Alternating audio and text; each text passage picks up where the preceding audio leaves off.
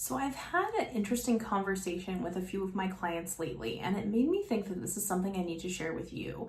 So it's been around the topic of walls and having walls up and kind of being afraid to be really open.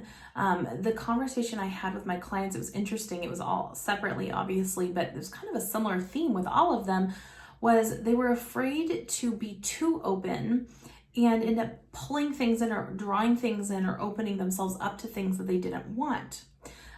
Some of the conversations were in the context of dating, and some were in the context of other things, maybe jobs or just other opportunities in life, right? And here's the thing that I explained to them, and I really want to give this to you guys today. So whenever we have walls up, it's really because we're scared, like I said, of pulling in things that we don't want, of opening ourselves up to things we don't want. And so when our brains are afraid, they're always going to go into survival mode. And in survival mode, the automatic solution for our brain is to just like shut everything out, put up all the walls, let nothing through, and self-protect, right? And so the way that we get through that, the way we get past that, and still the reason that we're wanting to do that is we want to feel safe. Survival mode is all about safety, protection, and ultimately survival, right? And so the way that you can be open and still feel safe is by holding on to a methodology that I'm going to demonstrate in an example of a fishing net. So fishermen go out into the ocean, right? And they cast a net. And that net catches all the fish that they want to catch, as well as a bunch of other stuff. Okay, obviously we have our feelings about some unethical fishing practices involved in that, but this is aside from what I'm talking about right now. So the fishermen will catch anything that swims into that net is caught, okay? And then the fishermen pull up the nets and they get to decide what they're keeping and what they're throwing back. They get to keep any of the fish that they were wanting to get, certain salmon or like crab or whatever, and then they throw back any just, the other things that they don't want, okay? And so this is very much how we operate when we use our net, okay? The fisherman's net is like your openness. It's your ability to pull in and catch anything that comes your way. Anyone that wants to interact with you, people that want to date you, opportunities that will come your way. You hold out your net and you just say, okay, come on in and let's see if this is something that I want. You allow it to be caught into your net. And then you pull up your net and you go, okay, is this something that I want to keep? Is this a person I want in my life? Is this an opportunity that I want to pursue? Is this something that I'm wanting? If yes, you get to keep it. You get to let it pass that net. You get to let it pass that boundary that you've set. And then you get to further interact with that thing and decide if it's something that continues to be in your life. If no, you throw it back and then that's it. Exchange, like the whole entire interaction is done. Okay, it's really simple, and yet something that a lot of us, we don't trust ourselves to do. We feel like if we're open, we have to be open to anything and everything, and we have no control as far as like how far those things get into our lives. But the truth is we all have a net, and the more clear and defined you get about what that net looks like and what those qualifiers are for certain things in your life, that net's going to function even better for you.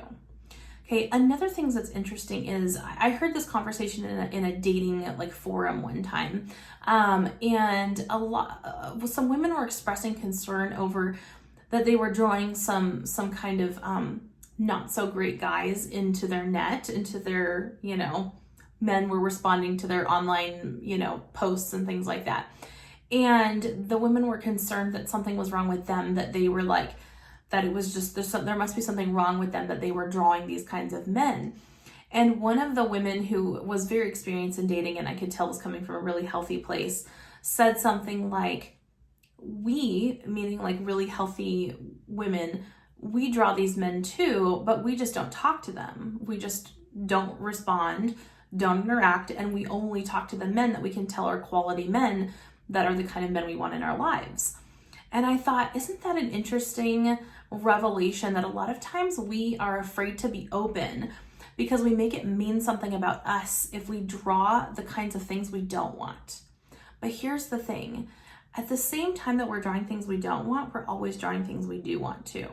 There's always a coexistence of the two. And if you don't see that, allow yourself to go back and find the evidence that that's true. Find where you are drawing things that you want, because the two will always coexist. Okay. And so we can feel safe having our net open and letting us pull in anything, and knowing that it doesn't mean anything about us. There's nothing wrong with us if we pulled in things that we don't like. We're just open, and the whole purpose of a net, remember, is just to catch anything. That's just what openness does. It doesn't mean anything about you. It doesn't mean anything about what you're attracting. It just means that you're open. And then the real meaning comes from when you decide what to keep and what to throw away from that net. And that right there is how you work yourself from having walls up and feeling like you need walls to keep yourself safe, to feeling like you can be open and pull in and attract what you want from a very safe, powerful place in your life. And that will help you to find a real ability to be vulnerable and find the kinds of love that you want in your life, the opportunities you want in your life, and to be able to fully engage with those things and connect with them without feeling really guarded. Okay, so I really encourage you to start approaching things in your life from the standpoint of the net. Choose to let yourself be open. Choose to let yourself draw in the things that you want to have in your life, and then trust your own net.